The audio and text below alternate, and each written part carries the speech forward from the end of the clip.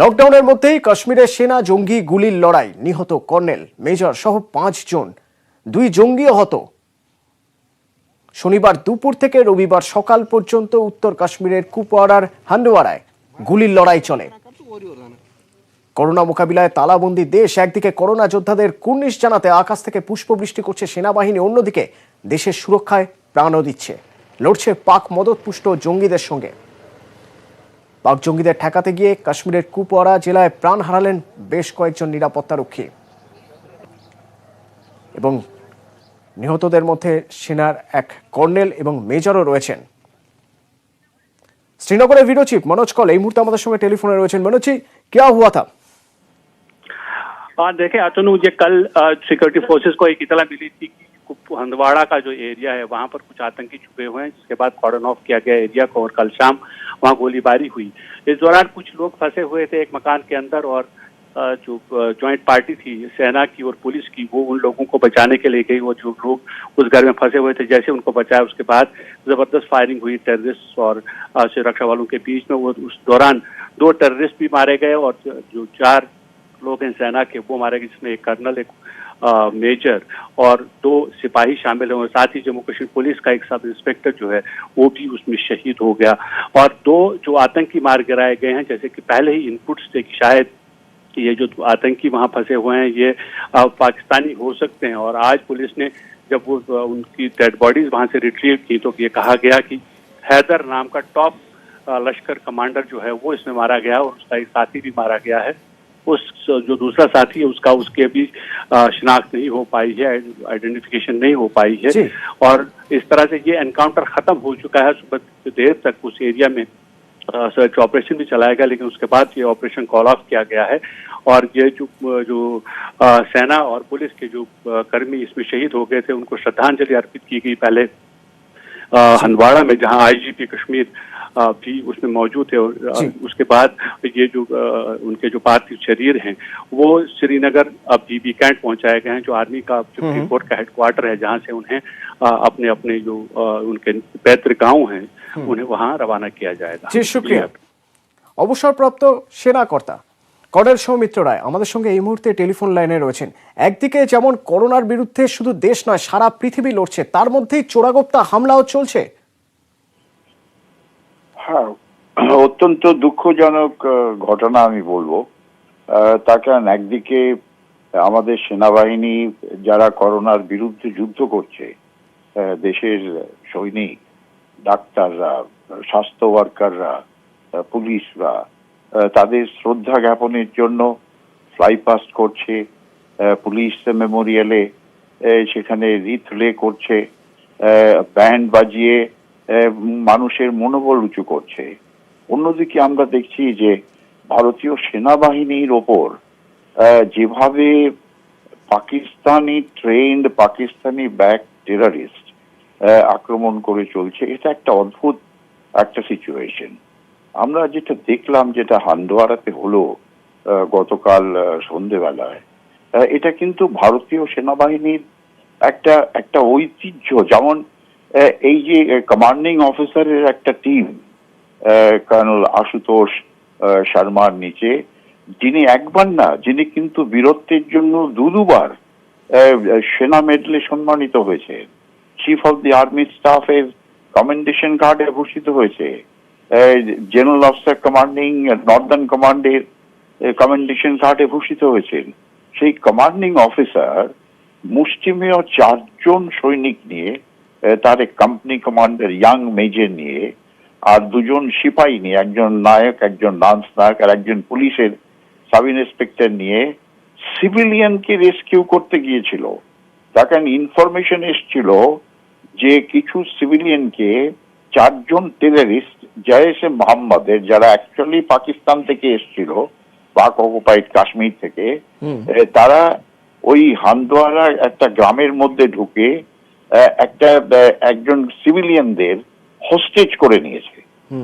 এই খবরটা, এই সিভিলিয়ানদের, কাশ্মীরি সিভিলিয়ানদের রেস্কিউ করার জন্য যেভাবে এই কমান্ডিং অফিসার নিজে এইভাবে সেখানে একটা তাদের ছাড়াতে গেল, তাদের রেস্কিউ করতে গেল, করতে গিয়ে এই 4 জন মার্টিয়ার হলো, এটা কিন্তু আমাদের বিরাট একটা গর্বের ব্যাপার। কিন্তু অ্যাট দি সেম টাইম আমরা আর কত বডি ব্যাগ এরম ভাবে আসবে, এরম ভাবে বডি ব্যাগকে টলারেট করব? এখন কিন্তু অনেক সময় হয়ে গেছে যে এই যেখান থেকে রুট, যেখান থেকে টেররিজম এমিনেট করছে, সেখানে একটা কঠিন ভাবে হিট করতে হবে। সেই তারাই কিন্তু সেই কঠিন হিট কিন্তু একটা কারেক্ট জবাব হবে। ঠিক ঠিক, ধন্যবাদ, অনেক ধন্যবাদ আপনাকে। প্রাক্তন সেনাপ্রধান জেনারেল শঙ্কর রায়চৌধুরীর সঙ্গে আমরা কথা বলেছিলাম। পাকিস্তান রয়ে গেছে, পাকিস্তান ওপার থেকে জঙ্গি পাঠাচ্ছে, তাদের শিকার করে করে মারা হচ্ছে আমাদের তরফ থেকে। যুদ্ধের সময় এটা হয় এবং হয়েছে, কারণ পাকিস্তান আমাদের শত্রু। তার একটা বিহিত না করতে পারলে আমাদের হাতে এরকম করে হাজার কোপের মৃত্যু এর সঙ্গে মোকাবিলা করতে হবে। কুপড়া নিহতদের প্রতি শ্রদ্ধা জানিয়ে টুইট করেছেন প্রধানমন্ত্রী নরেন্দ্র মোদী। লিখেছেন, হান্ডোয়ারায় শহীদ সেনা ও নিরাপত্তা বাহিনীর সদস্যদের কুর্নিশ। তাদের বীরত্ব ও বলিদান কখনোই ভোলা যাবে না। দেশের সেবা ও দেশবাসীর সুরক্ষায় তারা কঠোর পরিশ্রম করেছেন। তাদের পরিবার ও পরিজনকে সমবেদনা জানাই।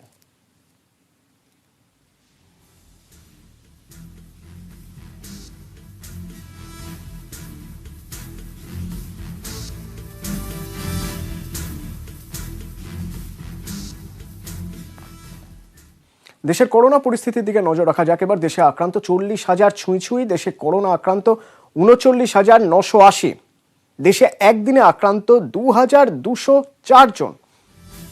দেশে করোনায় মৃত 1,301।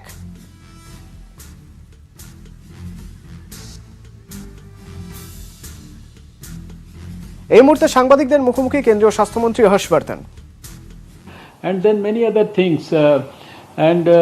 Last week I had a meeting with the biotechnology people and earlier with the CSIR. So they promised me that our people, like here also it was mentioned that we are supporting labs like My Labs and all. They are all going to give us very soon kits, whether for antibody testing or for this RT real-time PCR kits and all. So virtually for everything you have, I think, stood with the country. And as a health minister, I feel that I'm not alone handling COVID, but it is the whole lot of scientific community which is trying to find out fantastic COVID-19 solutions to mitigate the pandemic. And as you are all aware that India is the first country in the whole world to have started responding to the news of the arrival of coronavirus in this world. It was on 7th of January that China had declared to the whole world that they saw this new coronavirus which was causing cases of pneumonia, and we had our technical experts meeting here in the health ministry on 8th January itself. And then a series of actions, whether it was detailed health advisories to people, whether it was community health surveillance, whether it was about point of entry surveillance at airports, seaports and borders. And then later on you have seen yourself the huge activity around lockdown, etc., etc. And the results are there for all of us to see that we are ahead of everyone else in the whole world. Our parameters speak for themselves. Today itself we have a doubling rate of 12, the lowest mortality in the whole world, just about 3%. Already over 10,000 people have gone back home perfectly cured, happy, and majority of our patients in the hospitals, they are on their road to recovery. So it's like and the whole country, we know where our enemy is. How do we deal with our enemy? What are the weapons in our armory? and we can easily pinpointedly decide upon the extent and the type of containment strategies that we have to adopt. The whole country is very well divided into the red zone and the orange zone and the green zone. And then all this, of course, having the backing of scientists, and the scientists who are working day and night and who have already brought so many things. It's the new types of masks, the new types of sanitizers, the new discovery on road to vaccine. Also, we are quite ahead of the rest of the world. And now there's just now it was told some electrostatic mask and many things like that. So I'm sure that your support is going to mean a lot, and it will be a historic contribution for our fight against COVID. The only thing that I wish to say is that because since I have been hearing scientists working at different levels in different laboratories and in within our own department also, there are similar things being done by many people. So like earlier also, our focus used to be to have a good quality synergy and coordination in the efforts that we are making. So it should not be that we are only confined to our own laboratories working on specific issues, but we should also be aware of what is happening all across India in our own laboratories, what are our other scientists doing, and what is the international community doing. And there should be a synergy about all this. I am sure that this is going to give us rich dividends, and in a very not far too distant future, we should be able to handle the COVID pandemic in a very successful manner. এই লকডাউনের মধ্যেই দেশের আরেকটা ছবি, যেখানে দেখা যাচ্ছে মাটিতে পড়ে আকুতি মিনতি করছেন একজন মানুষ, এবং তাতে অবশ্য লাভ হচ্ছে না। দমাদম নেমে আসছে পুলিশের লাঠি। মার খেতে খেতে ওই ব্যক্তি কাতরাচ্ছেন, পুলিশের লাঠি থামছে না। সোশ্যাল মিডিয়ায় এই ভিডিও ভাইরাল হওয়ার পরেই আলোড়ন। ভিডিওটি সমাজবাদী পার্টির সোশ্যাল মিডিয়া অ্যাকাউন্টে পোস্ট করা হয়। 2রা মে উত্তরপ্রদেশের এটাওয়ার ঘটনা। সমাজবাদী পার্টির অভিযোগ, ওই ব্যক্তি বিশেষ ক্ষমতা সম্পন্ন, তাকে নির্দয়ভাবে মারধর করেছেন ওই পুলিশকর্মীর বিরুদ্ধে কড়া ব্যবস্থা নেওয়ার দাবি তুলেছে সমাজবাদী পার্টি। যদিও এটাওয়া পুলিশের দাবি, এই ব্যক্তি নিজের ভাইপো এক পুরোহিতের উপর হামলা চালিয়ে পালাচ্ছিলেন। অভিযুক্ত পুলিশকর্মীকে সাসপেন্ড করা হয়েছে বলেও দাবি পুলিশের।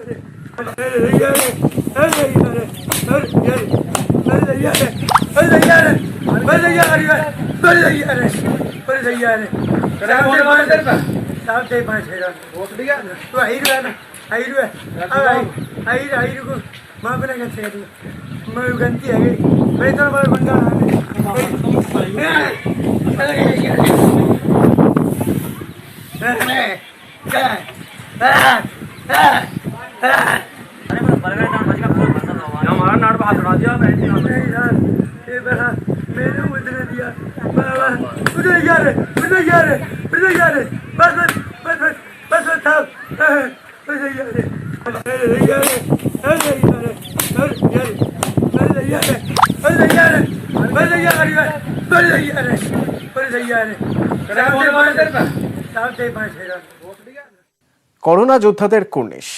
কাশ্মীর থেকে কন্যাকুমারী, ফুল ছড়িয়ে দেশ জুড়ে চিকিৎসক, নার্স, স্বাস্থ্যকর্মীদের সম্মান 3 প্রতিরক্ষা বাহিনীর। হাসপাতালগুলির ছাদে কপ্টার থেকে পুষ্পবৃষ্টি, ফ্লাইপাস্ট।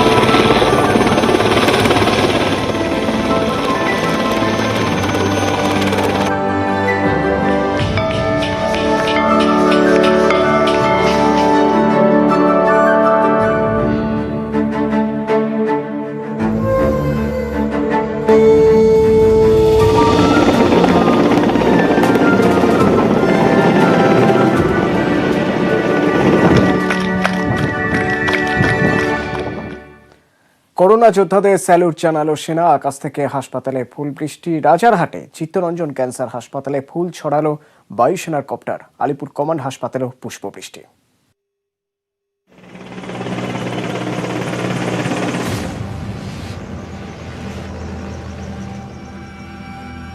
করোনা যুদ্ধে জয়ী তারাই। সেই প্রথম দিন থেকেই দাঁতে দাঁত চেপে যাঁরা লড়াই চালিয়ে যাচ্ছেন তারা চিকিৎসক, নার্স ও স্বাস্থ্যকর্মী।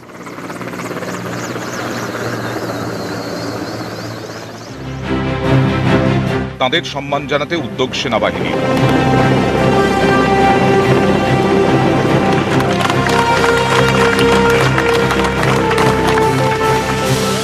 স্বাস্থ্যকর্মীদের মনোবল বাড়াতে প্রথমে হাততালি, তারপর বারান্দায় দাঁড়িয়ে মোমবাতি জ্বালিয়ে করোনা যোদ্ধাদের কুর্নিশ করেছে দেশ। কিন্তু সেটা ছিল প্রধানমন্ত্রী নরেন্দ্র মোদীর অনুরোধে। এবার আকাশ থেকে পুষ্পবৃষ্টি করে সেই করোনা সৈনিকদের স্যালিউট জানাতে শুরু করল ভারতীয় সেনা। দেশের উত্তর থেকে দক্ষিণ, পূর্ব থেকে পশ্চিম মোট 23টি শহরে বায়ুসেনার যুদ্ধবিমান কপ্টার থেকে পুষ্পবৃষ্টি করে। সকাল 10টা থেকে 10:30টার মধ্যে আকাশ থেকে পুষ্পবৃষ্টির পরিকল্পনা নেওয়া হয়। সারা দেশের সঙ্গে কলকাতার কোভিড হাসপাতাল তথা চিত্তরঞ্জন ন্যাশনাল ক্যান্সার হাসপাতালের রাজারহাট ক্যাম্পাস ও কলকাতায় আলিপুরের সেনা হাসপাতালকে বেছে নেওয়া হয়। অবশেষে ঠিক সকাল 10টায় আসে সেই মহেন্দ্রক্ষণ। বারাকপুরের বায়ুসেনার ঘাঁটি থেকে একটি MI-17 বিমান থেকে স্বাস্থ্যকর্মীদের উদ্দেশ্যে ফুল ছড়িয়ে অভিবাদন জানায় সেনাবাহিনী। এই ক্যান্সার হসপিটালে কিন্তু আমাদের কলকাতায় কোয়ারেন্টাইন সেন্টার এবং সেখানে যে স্বাস্থ্যকর্মীরা আছেন, যে পেশেন্টরা আছেন, সবাইকে সংবর্ধনা জানিয়ে কিন্তু এই পরিকল্পনা নেওয়া হয়েছিল বায়ুসেনার তরফ থেকে। কলকাতায় কমান্ড হাসপাতালের উপরেও পুষ্পবৃষ্টি। সামনের সারির এই যোদ্ধাদেরকেই সম্মান জানানোর জন্য ভারতীয় সেনাবাহিনীর পক্ষ থেকে গোটা দেশে 23টি শহরে যেভাবে বিভিন্ন হাসপাতালের ওপর এই চিকিৎসক, নার্স, স্বাস্থ্যকর্মীদের সম্মান জানানোর জন্য পুষ্পবৃষ্টি, সেই একই রকম পুষ্পবৃষ্টি আলিপুর কমান্ড হাসপাতালের ওপরেও করা হয়। সেনাবাহিনী, সরকার সবার থেকে মনোবল যতটা পাচ্ছি, আমাদের আশেপাশের লোকজন, আমাদের সঙ্গে যারা রোগীর বাড়ির লোকজন, তাদের মোটিভেশনও খুব দরকার আর কি। হাসপাতালে হাসপাতালে লড়াই শুরু হয়েছে সেই প্রথম দিন থেকে। নিজেদের জীবনের ঝুঁকি নিয়ে এই লড়াই খুব তাড়াতাড়ি শেষ হোক আশায় বুক বাঁধছেন চিকিৎসক, নার্স, স্বাস্থ্যকর্মীরা। নিউজ 18 বাংলা।